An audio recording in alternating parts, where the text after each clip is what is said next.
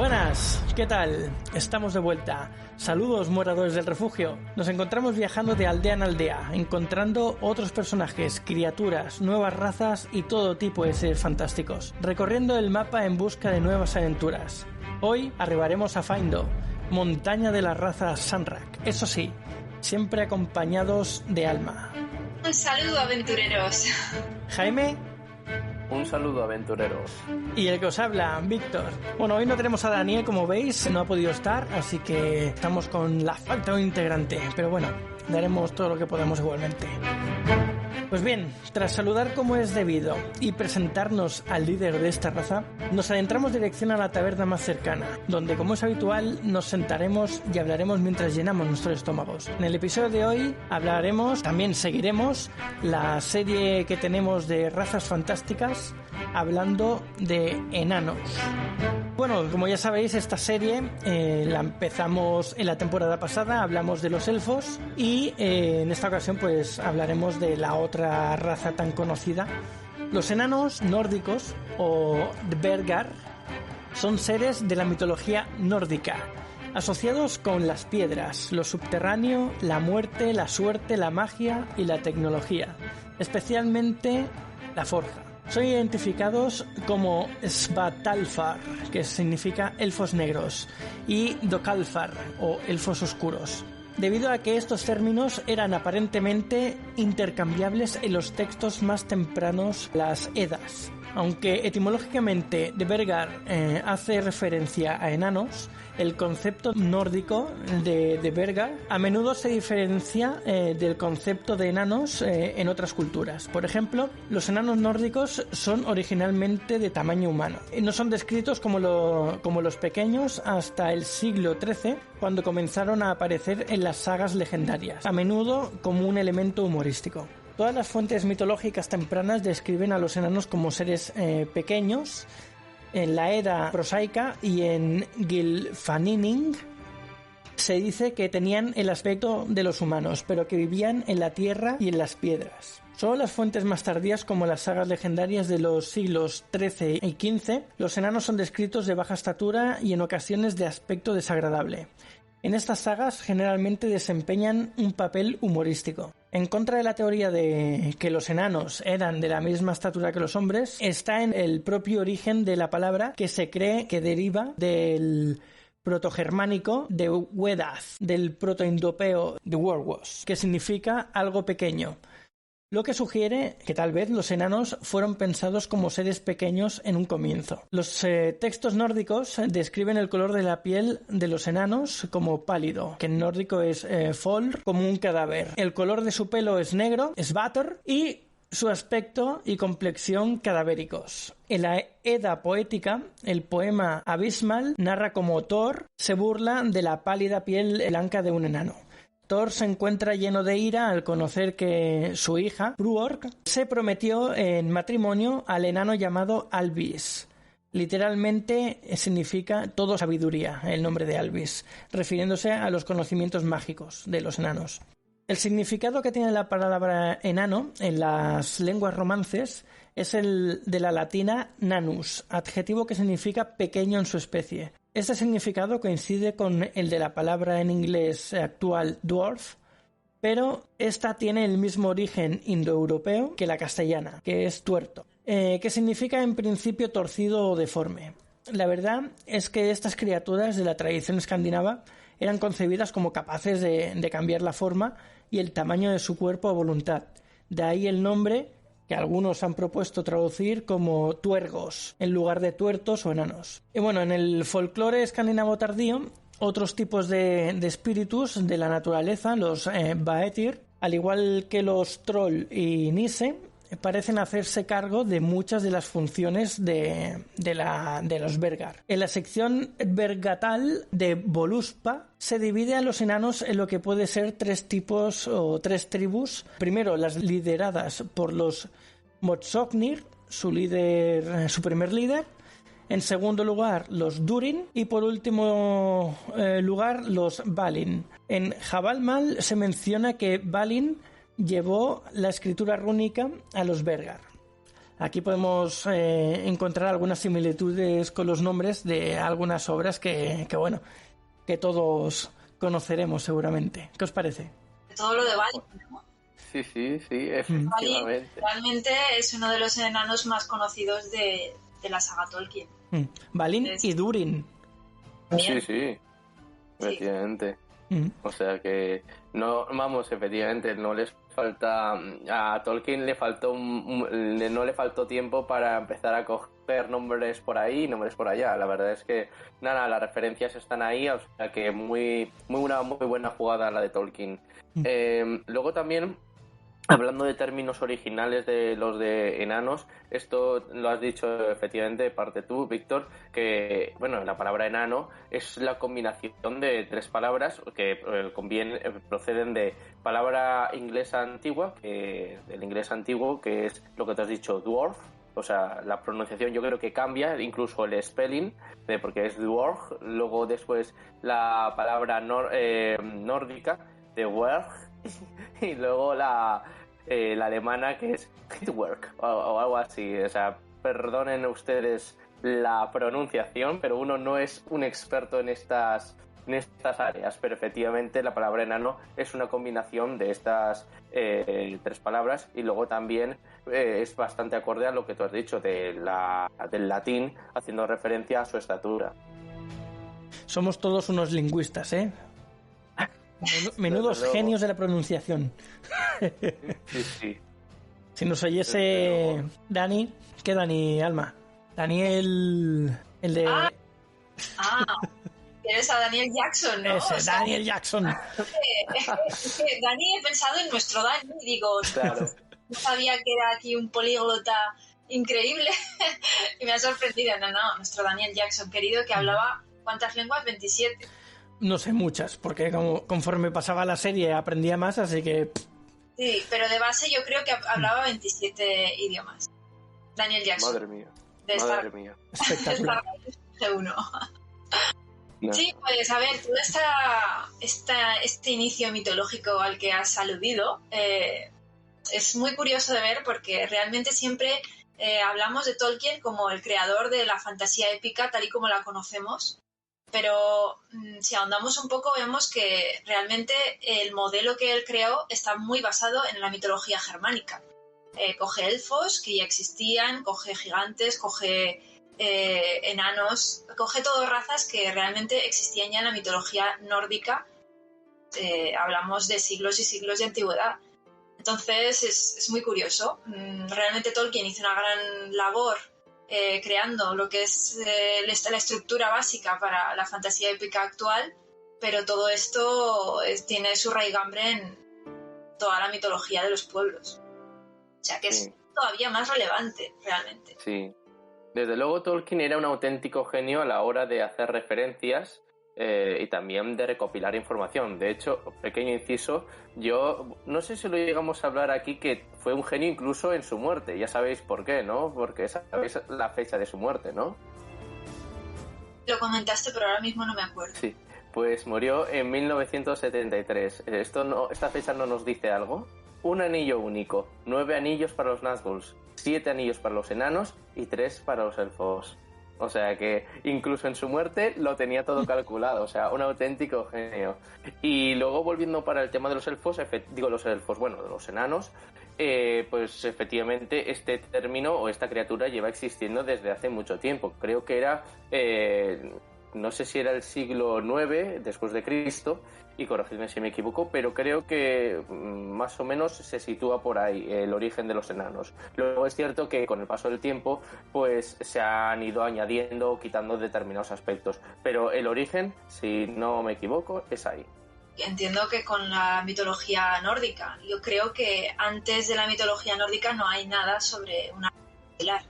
Creo que todo, no sé, corregidme si me equivoco, puede ser que no, no tengo toda la verdad, pero yo creo que los enanos como tal, así como los elfos, podemos encontrar más manifestaciones en diferentes culturas y de diferentes formas. Los enanos solo los conozco en esta mitología, que es la mitología germánica. Como la otra vez hablamos de los elfos en el otro episodio, vimos algunas similitudes en los textos, en los poemas de los bardos, en los que confundían o llamaban de la misma manera a varios tipos de razas diferentes y lleva un poco a confusión, como era todo el tema de los elfos de jardín, los elfos, los que tenemos como ejemplo de Tolkien, los que tenemos como ejemplo de Harry Potter, pues a todo eso se le llama elfo, pero son físicamente muy diferentes. Entonces, esa confusión explicamos un poco que venía dada por los poetas y los bardos de aquella época. Entonces, también estuvimos explicando que en una de las Edas, de dos compilaciones islandesas medievales, pues había un relato de un gigante en el que se moría y de varias partes de su cuerpo pues aparecían diferentes cosas, ¿no? Y de los gusanos que se comían la carne podrida, se decía que aparecían los enanos, que de ahí es de donde salían la raza de los enanos. Y a su vez también se confundían estos enanos como elfos oscuros, porque como eran que hacían cosas oscuras y tenemos esta confusión de nombres, pues se les denominaba de las dos maneras, tanto elfos oscuros como enanos. Entonces tenemos aquí un poco la similitud y la diferencia también pues de la descripción de esta raza. Entonces, ¿qué pasa? Que a los elfos de jardín también se les llama enanos, porque cuando tú te vas a una tienda a comprar el típico enano de jardín o elfo de jardín, te lo puedes encontrar de las dos maneras y el monigote es exactamente el mismo. Se le puede llamar de las dos maneras y todo viene a raíz de lo mismo. Sí es verdad que folclóricamente tiene un origen parecido pero diferente, pero gracias a esas confusiones pues los podemos llamar a lo mismo, le podemos llamar de diferentes maneras e incluso tiene el mismo nombre de diferentes cosas. De aquí también hemos dicho que Tolkien, como ya vimos con los elfos, pues que sacó sus ideas de la mitología nórdica y de la mitología germana, y con los enanos, por lo que acabo de explicar, pues lo mismo, o sea, tiene el mismo origen, sacó el mismo patrón de estos mitos, de estos textos folclóricos. De hecho, hablando de confusiones, es un tema bastante interesante que lo hayas tocado, porque también hay por así decirlo, dos especies que a menudo se confunden, que es el tema de los enanos y los gnomos, pero no tiene nada que ver. De hecho, los gnomos, su origen ya es mucho más tarde que el de los enanos, ya es en la época del Renacimiento y creo que fue con Paracelso, creo que es su nombre. Y bueno, hay diferencias, entre ellas pues los gnomos pues vemos que más o menos tienen la misma altura que los enanos, pero son seres que prefieren evitar el contacto humano. Y mientras que los enanos, si bien es cierto que a lo mejor pueden tener un carácter bastante fuerte, son en el fondo muy amigables. Luego también, o sea que vemos que también algunas películas que respecto a estas dos especies más o menos lo respetan. De hecho, en Harry Potter, por ejemplo, los gnomos son bastante fieles a lo que nos va describiendo la cultura. Son listos como nadie, como dice bien Hagrid, pero luego son bastante, por así decirlo, pues seres que se creen quizás superiores debido a esa inteligencia, pero prefieren evitar el contacto pues con los humanos y bueno, también, por qué no decirlo, con los magos. ¿Te refieres a los elfos? No, los gnomos. Estoy hablando de los gnomos, que se confundían con los enanos. Esto me parecía interesante pues añadir esto, porque a veces hay gente que se confunde. Luego también creo que también a veces la gente se confunde pues por lo que tú dices, a veces cogen y empiezan a meter especies en el mismo saco de enanos, también incluyen a veces a los gnomos y luego los duendes, pero la distinción aquí no me preguntéis muy bien cuál es la diferencia entre duende y gnomo y luego el tema y de los enanos, porque ahí ya no estoy muy seguro, o sea, y luego pues porque no hay, y cuando digo duende no me refiero a los duendecillos de Cornualles que aparecen en la segunda película de Harry Potter. Esos son fáciles de distinguir. Son estos duendecillos enanos que pueden volar y hacen todo tipo de travesuras. Yo me refiero a los duendes, pues que creo que bueno, que normalmente viven en el bosque, tienen estos sombreros rojos, barbas blancas, pero no sé muy bien la diferencia. Yo, por lo que tengo entendido, sé que los gnomos viven en el subsuelo y luego y luego los enanos viven también por montañas y a veces en minas, pero claro, a veces dices, si las minas viven bajo tierra y los gnomos viven en el subsuelo, entonces ¿qué diferencia hay? Entonces a veces este tipo de cosas pues puede dar a inducir a error y entonces te puedes equivocar. Lo que comentas tú depende de la mitología que estés cogiendo. Yo creo que en todo esto de las razas es muy importante fragmentarlo en qué historia estás leyendo, qué crónica estás atendiendo o qué mitología estás basándote, porque es que no tienen nada que ver unos con otros. Lo que en una mitología pues puede tener enanos, gnomos y ser de unas características, en otra es algo completamente diferente. Si vemos los enanos de Tolkien, no son iguales a los enanos que ha comentado Víctor de la mitología germánica o nórdica.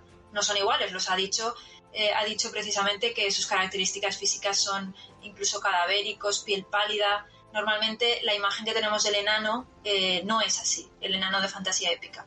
Entonces, digamos que todos se embeben unos de otros, pero a la hora de crear un universo, el que sea, pues le dan sus distinciones. Tampoco es igual que los enanos de Dungeons and Dragons, los enanos de Dragonlance o los enanos de cualquier otro mundo fantástico que crea cualquier autor o cualquier creador de series fantásticas o películas. Entonces, para atender a las diferencias, sí que es verdad que hay unos rasgos en común que yo creo que vamos a ver ahora, definiendo qué es lo que normalmente suele tener un enano y que eso sí que lo respetan generalmente.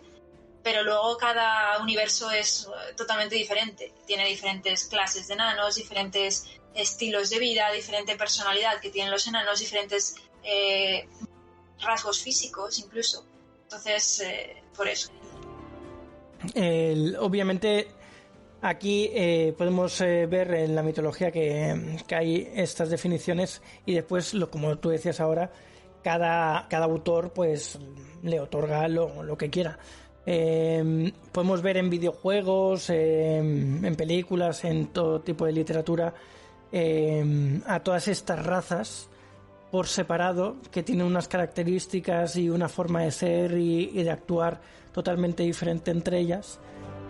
Pero tenemos este ejemplo mitológico que confunde. Y entonces, saliéndonos de lo que es la literatura moderna fantástica, las películas y todo eso, si tenemos solo en cuenta la mitología, pues podemos confundir un elfo con un hada, con un enano, con un duende. Todos lo podemos casi encasillar con la misma imagen. Y es el problema que tiene pues esos escritos, ¿no? Que hubieron tanta unión o se utilizó la misma palabra para definirlo a todo que nos dio esta confusión. Pero bueno, por suerte en la fantasía tenemos el apoyo visual, tenemos el apoyo escrito moderno y nos dan pues eso, características y formas de hacer y de actuar totalmente diferentes para cada una. Y tenemos pues muchos ejemplos.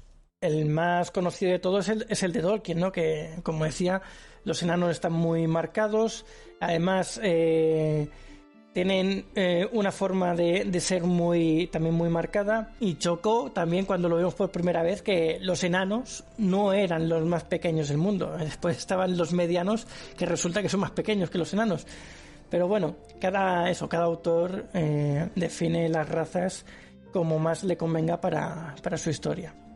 Es importante precisamente por lo menos mantener un mínimo de todas esas características que decimos, ¿no? Porque, o sea, a ver, que luego cada cual es libre de modificar y de adaptar ese nombre a lo que cada uno quiera. Pero yo os voy a confesar una cosa, cuando no se respetan, por ejemplo, ese mínimo de características, cuando ves a esa especie por primera vez te choca, ¿no? Incluso a veces te puede provocar en ti una sensación de rechazo. Por ejemplo, a mí me pasó esto cuando vi Los elfos domésticos de Harry Potter. La segunda dije yo, un elfo, y claro, estás acostumbrado a Elrond, Legolas, y tú ves a ese enano, esa criatura que se asemeja más bien a, yo qué sé, no se me ocurre ahora ningún nombre. Un goblin, pero... se parece más a un goblin que a un elfo.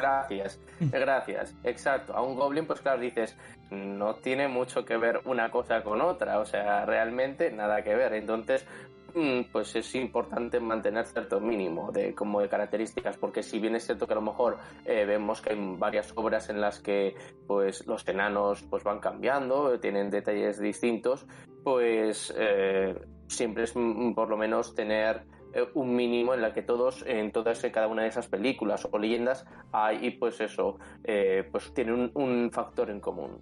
Normalmente suele ser la altura, normalmente.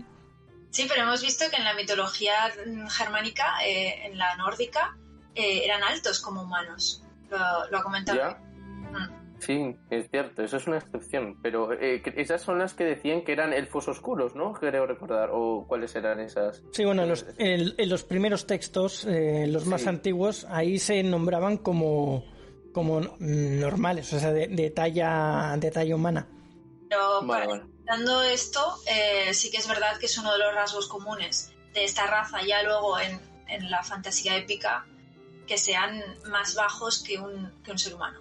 Normalmente la estatura, y si queréis vamos a hablar ya de los elementos comunes que suelen tener todos los universos fantásticos a la hora de crear enanos, que yo creo que es todos lo sabemos, pero vamos a comentarlo.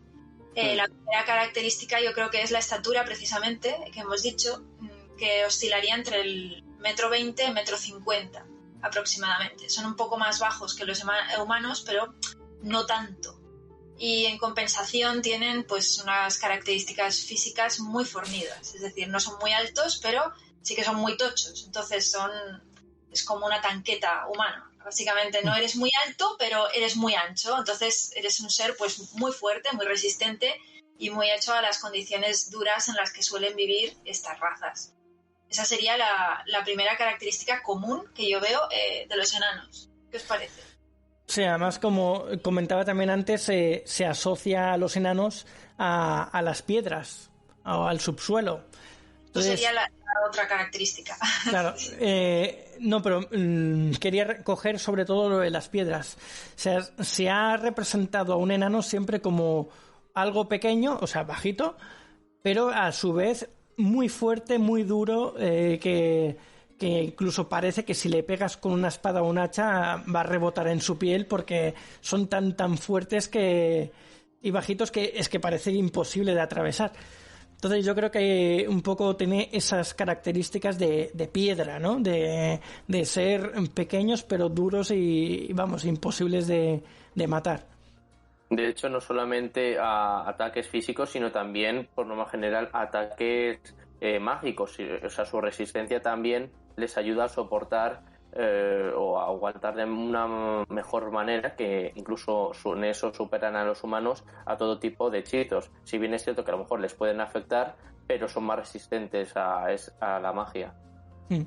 Sí, mira, aquí nos pregunta Nigromante, ¿es posible que la altura de los enanos les dé más ventaja en combate cuerpo a cuerpo respecto a los elfos?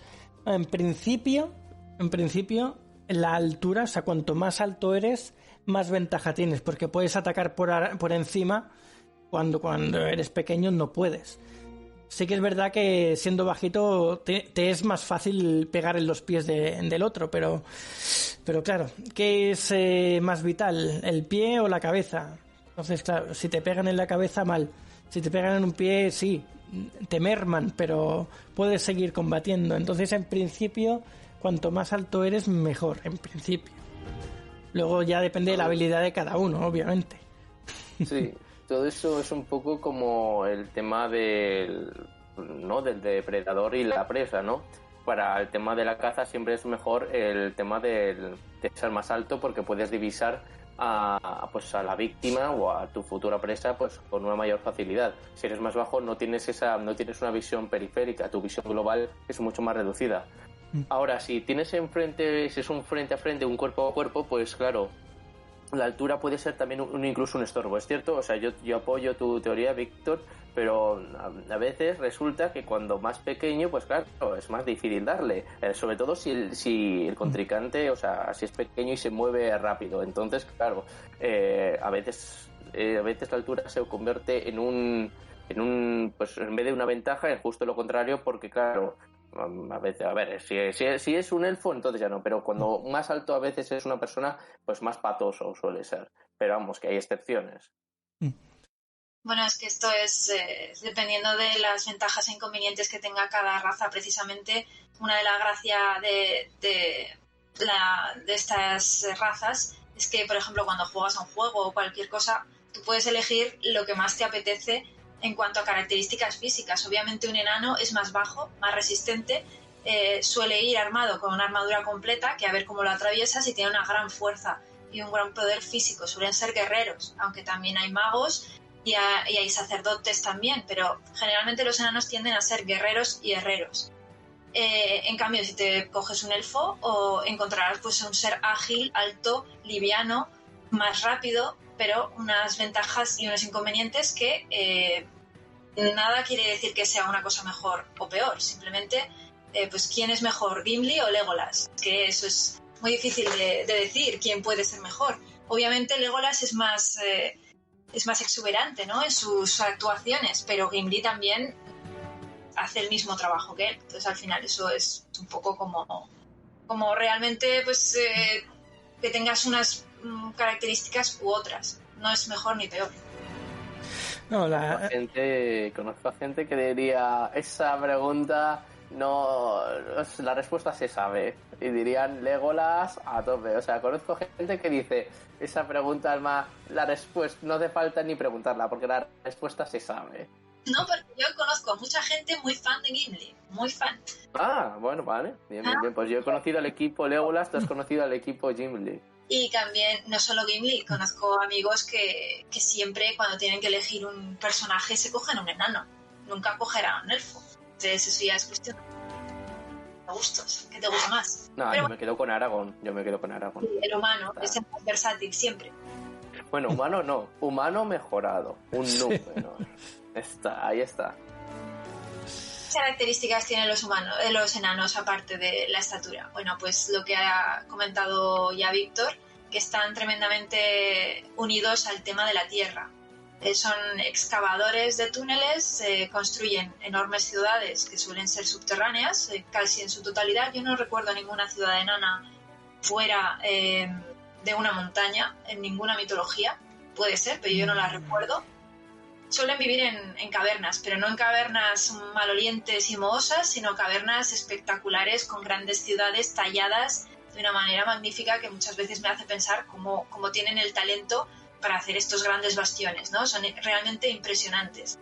Luego tienen grandes forjas en estas ciudades donde se pueden dedicar al arte que más les gusta, que es precisamente la forja, es la orfebrería, es el trabajo del metal y de las piedras preciosas, y tienen un gran afán por las posesiones materiales. Esto es así, o sea, les gusta mucho el oro, les gusta mucho poseer mucha riqueza, y normalmente los bastiones enanos suelen ser lugares de paso de grandes comerciantes y mercaderías de mucho lujo.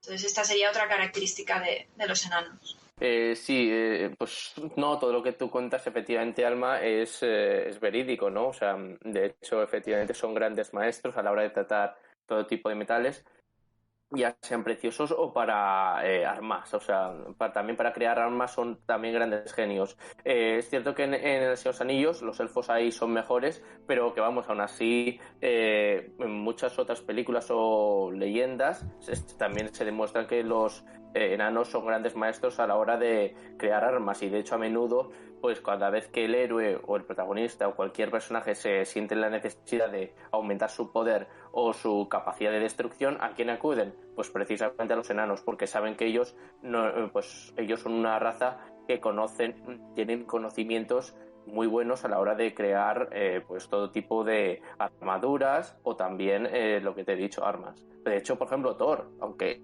ya nos estamos yendo a Marvel, ¿a quién va cuando va para derrotar a Thanos? Pues a una especie que se llaman los enanos, aunque dan enanos pocos porque son bastante altos, pero que para construir esa hacha, que tiene su nombre, no me acuerdo cuál, pero pues y vemos que es un arma súper poderosa, mucho más poderosa que el Mjolnir. O sea que, y claro, ahí los poderes de Thor se ven súper potenciados, o sea, se ven potenciados al máximo.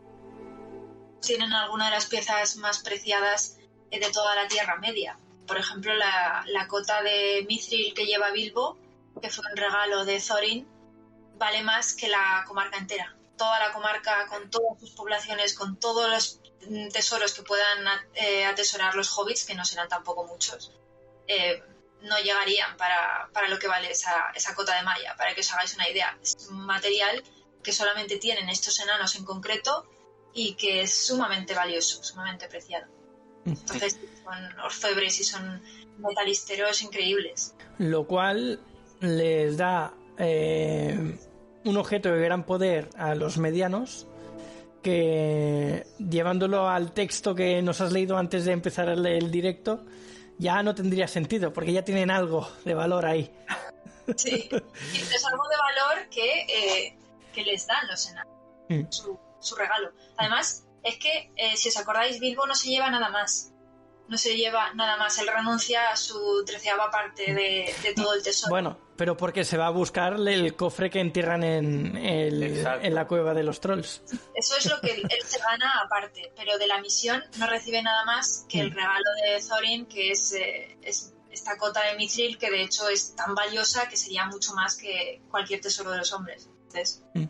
Sí, pero teniendo en cuenta de que pertenecía al reino de los enanos y que se lo regala Thorin, pues no sería parte del botín, es un regalo aparte, así que del botín cero, no se lleva nada. Sí, nada, pero de hecho, o sea, por supuesto todos sabemos el Mithril, lo poderoso que es y lo valioso que es. Yo hay una cosa que todavía, ahora recordando, a ver si cualquiera de vosotros me puede ayudar, ya sea Alma, Víctor o cualquiera de los que están en el chat escuchándonos, es el tema de que el Mithril salvó a Frodo de la lanza que le hizo el troll en Moria. Sin embargo, no le salvó del aguijón de ella la araña en la tercera. Entonces eso es una cosa que ¿no os parece extraño? O sea, el aguijón no debía de haber atravesado la cota de Mithril. O sea, bueno, yo creo que eso no... Lo malo que tiene la cota es que no es totalmente sólida. Tiene agujeritos. Y si el aguijón es lo suficientemente fino, pues para allá adentro va. Estamos hablando de ella la araña, que es un ser extremadamente poderoso. Entonces, digamos que la cota de malla de Mithril puede evitar las armas de casi todas las razas, armas normales, pero entiendo que si es un arma legendaria no le va a servir, y si es el aguijón de ella la araña, un ser tan poderoso, tampoco le va a servir. Entonces es bastante creíble que eso sea así. Bueno. No, pero yo la fuerza bruta la descartaría, porque el troll también tiene bastante fuerza. Que en Tolkien ya no es tanto lo físico de las cosas, sino el poder que tengan las cosas y personas. No hay un gran despliegue de efectos visuales como en otros ámbitos de la fantasía épica, pero el poder de las cosas está ahí. O sea, no ves a Gandalf lanzar un montón de hechizos, pero es extremadamente poderoso. No necesita hacer alarde. No ves que por ejemplo, Dardo, esa daga que lleva Frodo con él, sea extremadamente poderosa, más allá de iluminarse cuando aparecen los orcos, pero sin embargo es un arma que procede de las armas legendarias de los elfos de tiempos inmemoriales y tiene un poder, y no solo un poder, sino también como una relevancia histórica y social en el mundo de la Tierra Media enorme. O sea, ya no es solo lo físico, sino todo lo que engloba las cosas y las personas. Yo creo que es uno de los grandes aciertos que tenía Tolkien, que imbuía de toda esta aura a sus personajes y a sus objetos. Los trasgos, más que los orcos. Sí, eso. Los trasgos, que es otra gran raza que tocaremos algún día. Sí. Luego, bueno, para que el chat no se quede pues con la duda, yo iba a decir que Alma leyera ese texto, ¿no, Víctor? Sí, te lo iba a decir, digo, ya que lo he nombrado, léelo para que la gente sepa de lo que estamos hablando. Vale. Sí, porque... Es una cosa muy curiosa que he encontrado en los que tengáis el manual del jugador de Undead, lo podéis mirar. Yo os lo voy a leer. Esto es un parrafito escrito de qué piensan los enanos de otras razas, en concreto de 3. ¿Vale? Entonces dice que son lentos para confiar y me adscribo a que esto es de Dungeons and Dragons, ¿vale? Ya sabéis que cada mitología, cada historia, cada universo tiene su manera de hacer las cosas, pero más o menos va por ahí. Dice, lentos para confiar. Los enanos se llevan razonablemente bien con la mayoría de las razas. La diferencia entre un conocido y un amigo son unos 100 años. En dicho enano, que podría ser una hipérbole, pero que desde luego ejemplifica cuál difícil es para un miembro de las razas de vida corta, como los humanos, ganarse la confianza de un enano, es decir, son lentos para confiar. De los elfos piensan lo siguiente. No es sabio depender de los elfos, son imprescindibles. Cuando el martillo acaba en la cabeza del orco, lo mismo se ponen a cantar que desenvainan sus espadas. Son frívolos y caprichosos. Eso sí, hay 2 cosas que se pueden decir de ellos. No tienen muchos herreros, aunque los pocos que hay hacen un gran trabajo. Y cuando los orcos o los goblins bajan en tromba de las montañas, es bueno tenerlos a tu lado. Siempre es mejor luchar junto a un enano, claro está, pero no cabe duda que odian a los orcos tanto como nosotros. Esto piensan de los elfos. Luego, de los humanos, de nuestra querida raza, piensan lo siguiente. Cuando por fin has dedicado el tiempo necesario para conocer a un humano, este está en su lecho de muerte. O, si eres afortunado, tendrá parientes, quizás una hija o un nieto, que posean unas manos y un corazón tan buenos como los suyos. Y eso si eres capaz de hacerte de amigo de un humano. Para que luego se marche. Cuando ponen sus corazones en algo lo consiguen, ya que ya se trate del tesoro de un dragón o el trono de un imperio. No te queda otra que admirar tal dedicación, aunque acabe metiéndoles en problemas la mayoría de las veces. Esto es lo que piensa de nosotros. Y luego de los medianos piensan lo siguiente. Sí, son un pueblo agradable, pero muéstrame un héroe mediano, o un imperio, o un ejército victorioso, o tan siquiera un tesoro que pase a la historia y haya sido hecho por las manos de un mediano. Nada. ¿Cómo vas a tomártelos en serio? Esta parte me parece la más divertida. Sí, desde luego. O sea, a ver, si mezclamos historias, podemos poner puntos sobre las IES, ¿no? Pero hay que tener en cuenta que son obviamente historias diferentes, escritas por autores diferentes, y la forma que tienen de pensar estos enanos se puede parecer mucho a los enanos de Tolkien, pero no son los mismos, así que... Así que podemos que eso. Dime. Estos enanos de Undead son mucho más amigables en el sentido de mucho más abiertos. Los enanos de Tolkien son más cerrados, son más metidos en su propio mundo, aunque tienen buenas relaciones durante gran parte de la historia. Con los elfos también tienen su rifirrafe. En general se llevan bien, pero siempre con ciertas distancias. Y esto aquí también, a ver, el pique entre enanos y elfos siempre está, yo creo, en casi todas las mitologías, ¿no? No suelen llevarse mal de ser una raza antagonista, porque son razas del bien, realmente, pero siempre hay pique, ¿sabes? Es como, yo qué sé, pues como los pueblos vecinos que siempre tienen pique entre ellos, pues básicamente esto se ve con estas 2 razas. Sí. Su relación no llega a ser a la de un vampiro contra un hombre lobo, pero sí bien es cierto que tienen ahí lo que tú dices, el típico, ese típico factor que hacen que los dos, pues hombre, no se odian, pero como diciendo, tengo que tener cuidado con con este tío, porque no sé, puede tener algo ahí, hay algo de él que no me gusta. Entonces, pues bueno, que no les convencen. Entonces, bueno, es cierto que a lo mejor siempre suelen aparecer en todas las leyendas, pero que es una cosa que yo creo que a todo el mundo le gusta ver. Por cierto, Alma, ¿en tu libro hay algo parecido a algún enano? Son todo humanos. Son todo humanos. Ahí no hay razas, per se. Bueno. No es fantasía épica, es otra cosa. ¿Y en la de tu juego de mesa? Eso sí.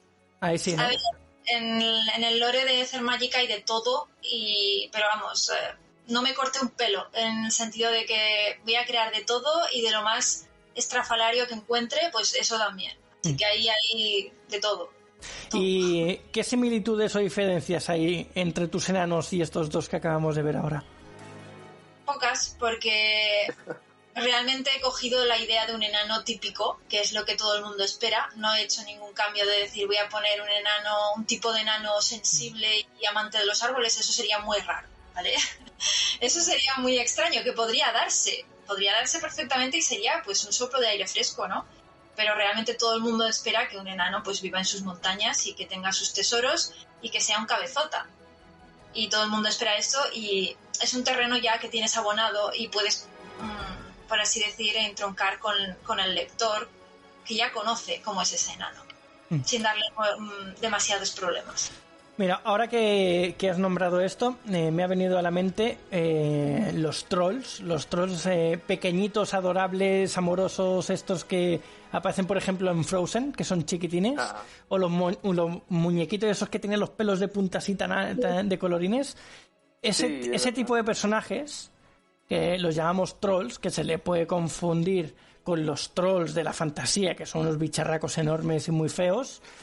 Pues estos trolls tan adorables también se les confunde o se les ha llamado enanos, y es otra de estas otra raza a los que esta mitología pues los tiene un poco confundidos, ¿no? Porque los engloban dentro de uno o dos nombres junto con toda la amalgama de razas que ya hemos ido nombrando, para que veáis que bueno, que aún hay más confusión incluso de la que pensábamos. Tú atrévete a confundir a un enano con un gnomo. Tal, gnomo. Yo creo que el enano eso, por mucho que tú intentes luego, vamos a ser amigos, nunca te lo perdonará. Vamos, o sea... Te saca el hacha ahí mismo. O sea, ya puedes correr. Vamos, ya puedes correr, porque tienes que ir por lo que decía Gimli. Los terrenos llanos, o era como era cuando se pone los terrenos llanos son mejores para los enanos, o hay que ir, entonces tienes que ir por terreno montañoso. No me acuerdo muy bien lo que decía Gimli, pero vamos, que sí, tenía las cortas, que Gimli tiene las cortas, entonces no daba para correr como los demás, como Legolas y Aragorn. Sí, le dice campo traviesa. Eso, justo. Pues nada, tú atrévete a confundir a un enano, o sea, y ya verás que no sales de ahí con vida. Te saca el hacha, como tú bien has dicho, Alma, y nada, empieza a rezar, porque nada te mata, o sea, es así. Tampoco suelen ser buena gente, los enanos. Sí, pero con carácter fuerte. Con carácter fuerte, y no solo carácter fuerte, tremendamente cabezotas hasta extremos insospechados. O sea, son muy leales, son muy cabezotas, son muy tenaces en todo lo que hacen, y hasta el punto de suicidas. Cuando tienen que defender una causa, ellos van a saco, van con todo lo que tienen. Esto me recuerda, por ejemplo, hay una raza muy divertida que son los rompebuches, que creo que era de Dungeons and Dragons, de Reinos Olvidados, también con Drizzt Do'Urden y demás, con Brenor Battlehammer. Es una raza de enanos que obviamente viven en túneles en las montañas, también como todo enano, pero de entre sus hermanos serían como una especie de berserker. Es una tipología de enanos que básicamente atacan al enemigo con la cabeza. Ellos se ponen cascos y van de cabeza, o sea, como un ariete. Arietes, sí. Pero... Arietes enanos, y son los más fieros de todos los enanos y los más locos de todos los enanos. Y si se tienen que lanzar contra hordas gigantes que les superan en 50 veces el número, lo hacen porque son medio suicidas. Te ríes mucho con ellos. Entonces, es como una exaltación de este carácter enano que es tan tenaz, tan lanzado, tan noble en cierto sentido, porque realmente implica nobleza, ¿no? Pero mucha decisión. Yo creo que es la exacerbación del enano, los rompebuches. Pero, o sea, atacan, o sea, no tienen espadas, o sea, quiero decir, o sea, atacan únicamente con la cabeza, cogen y se lanzan a dar cabezazos.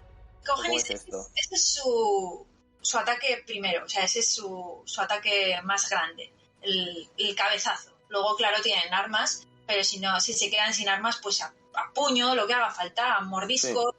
Son como berserkers, son como... Ahí vamos con todo. Joder. Y cuando hay guerras, están en las guerras, en los túneles y demás, son los primeros que se lanzan, antes de que ninguno más vaya, y con todo a su contra, da igual, ellos ahí van. Madre mía, qué locura. Eso... ¿Alguien recuerda los rompebuches? ¿Os acordáis de ellos? de haberlos leído. Sí, yo me quedé justo en esa parte del libro. Con Dries Dourzen, cuando va en busca de la niña que está con los enanos. Y bueno, me quedé justo cuando salen de la montaña y se van en busca por ahí todos juntos. ¿Y estos no eran los que también decías que eran como, tenían curiosidad por la vida y decir, a ver qué me pasa si me tiro por un barranco? ¿O estos otros son otras? Esos eran los Kenders. Ah, vale. Es que, a ver... Vale. No, es que hay tantas especies y sus variaciones que hasta yo mismo me confundo. Sí, de hecho, los Kenders es una especie que se inventaron Margaret Weiss y Tracy Hickman para la Dragonlance. No existe en otras mitologías, ni en otros universos, ni en nada. Los Kenders solo están ahí. Y son una especie que se inventaron ellos y, por cierto, a mí me encanta, me parece súper divertido. A mí, yo como ya dije la otra vez que los nombramos, me parece muy extraño que sigan existiendo. Porque bueno, no es normal. Exacto. Yo creo que tienen alta tasa de natalidad y supervivencia infantil. Sí, pero algo bárbaro. Porque tiene que ser un no parar. Porque tal y como los describen de su forma de ser, es que se suicidan. Cada 2 por 3 se suicidan. Es imposible.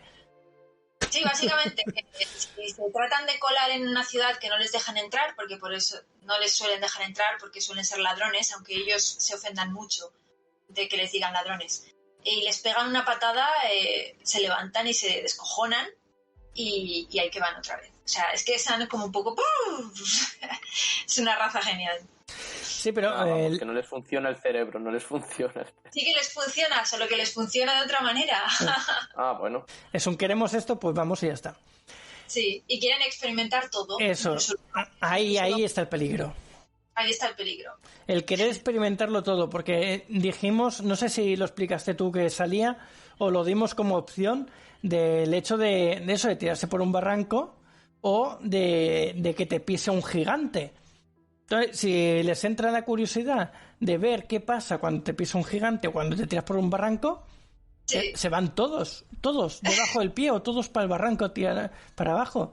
¿Qué instinto de supervivencia tienen? Porque es verdad que esa disquisición que hablas, Taslejov-Burfot, sí que la tiene, porque de hecho sabe que le pisa un gigante y así es como muere, pero él tiene un artefacto con el cual puede moverse en el tiempo, entonces puede evitar esa muerte. Entonces él tiene la disquisición de sí experimentar cómo le pisa a un gigante, porque nunca lo ha hecho y le parece interesante, pero si lo hace y no se va en el tiempo a otros lugares huyendo de ese destino, pues se muere. Entonces, si se muere, pues igual no está bien, porque ya no puede hacer más cosas. Pero ahí está, ahí pensando. Pido disculpas por esta pequeña interrupción, es que tenemos a veces interferencias ahí, no sé por qué, pero no sé por qué han pasado ahora, porque no estamos tratando ningún tema ahí misterioso, pero bueno, a veces eso pasa. Es una raza que solo aparece en un sitio, así que... Claro. Bueno, sí, puede ser, ahí puede haber todo tipo, puede suceder cualquier cosa. Lo que iba a decir es que efectivamente hay determinadas cosas que no hace falta probarlas para saber que son malas, pero bueno, esto es admirable y al mismo tiempo, pues, chocante que esta raza, pues, se atreva a hacer todo este tipo de cosas. Enanos es que en cada saga tienen los suyos. Mira, por ejemplo, vamos a decir unos que todos conocen, va. Venga, va. Los enanos de Blancanieves y los 7 enanitos. Trabajan en una mina, trabajan en la montaña. Tenemos ahí esa coincidencia, más o menos. Trabajadores. Tienen su fisionomía, la forma de crearlos se parece más a los típicos duende o gnomos con los sombreritos de colores y demás. Entonces, hay una amalgama, una mezcla de elementos que ayudan o vienen de esa confusión que comentábamos al principio. Y tienen también estas características que nombramos, que igual algún autor ha cogido queriendo o sin querer, que es eso, ¿no? Trabajos mineros, esfuerzo, son fuertes porque se dedican a lo que se dedican. Y bueno, y cada uno tiene una personalidad diferente, muy marcada, en este caso en Blancanieves, que también podemos ver, por ejemplo, en Tolkien, cada enano cuando se meten dentro de casa de Bilbo, vemos que cada uno tiene una forma de ser bastante marcada y diferente, ¿no? Entonces, los ejemplos, aunque no los hagamos a propósito, vienen de todas partes y nos dan ideas, queramos o no, para crear los personajes. Efectivamente, yo creo que los enanitos de Disney cogen elementos de los enanos típicos y los moldean a su manera. También son bastante más blandos que un enano típico de fantasía épica. Sí, son más gnomos. Son más gnomos, realmente. También viven en el bosque, en una casita. Eso es muy raro para un enano, que vivas en el bosque en una casita. No les gusta vivir en los bosques generalmente. Entonces, cogen cositas y las usan. Pero sí, es curioso que trabajan en una mina, eso lo han respetado. Sí. Y además son también cantores, o sea, les gusta cantar. Todos no sabemos canción de cavar. Son cantantes. Están ahí a la voz. Joder, ahora que es verdad, ahora que me ha venido a la mente la canción de Cavar por parte de los enanos, eso si no esperéis que la cante, nada de eso. Además no queremos que haya accidentes ni que nos denuncien por reventar tímpanos, eso no. Ante todo no. Sí. Y iba a decir otra cosa. Bueno, esto ya... Bueno, primero, Víctor, no sé si querías decir algo más de los 7 enanitos, es que ya me iba a saltar a otro tema. No, bueno, lo que tú has dicho de cantar ahora, los enanos cantan en lo de cavar y los de Tolkien el Misty Mountains, ¿no? Que está bastante bien también. Que es muy chula, además, esa canción. No hay igualdad, ¿vale? O sea, el cavar con el Misty Mountains... No, quiero decir que cantan, todos cantan. Sí.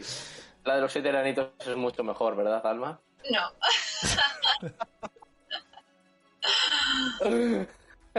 Sabía ahí un poco para añadir un poco de picante al asunto. Pues nada, eso, vamos a ir acabando. ¿Queréis decir alguna cosa más o el chat quiere preguntar o comentar algo sobre el tema? ¿Los enanos? ¿La raza de los enanos fantásticos? Como elementos generales está bien. Ya luego nos podríamos meter en las subrazas de cada universo, como pueden ser los enanos de la Dragonlance, los enanos de los Reinos Olvidados, los de D&D, los de Tolkien. Hay muchísimas distinciones, tanto de razas, pueblos, lugares, ciudades, todo. Es un sin parar, ¿vale? Pero yo creo que así a grandes rasgos está bien. Mira, aquí Nigromante nos pregunta: ¿qué enano creéis que ha sido el más importante en películas o serie? ¿El que más importante para cada uno de vosotros es? Hombre, por famoso, Gimli, está claro. Digo yo, creo. Famoso. Luego... no era Tyrion, entonces. Luego, como íbamos diciendo, pues cada autor pues tiene su enano particular, su enano más característico, pero yo creo que muchos coincidan que Gimli ha sido el más importante. Que yo recuerde ahora mismo no acabo de... Bueno, cuando salió el Hobbit, pues... Sí, correcto. A mí teníamos muchos más enanos. Sí, a mí el que me parece súper gracioso es Bombur.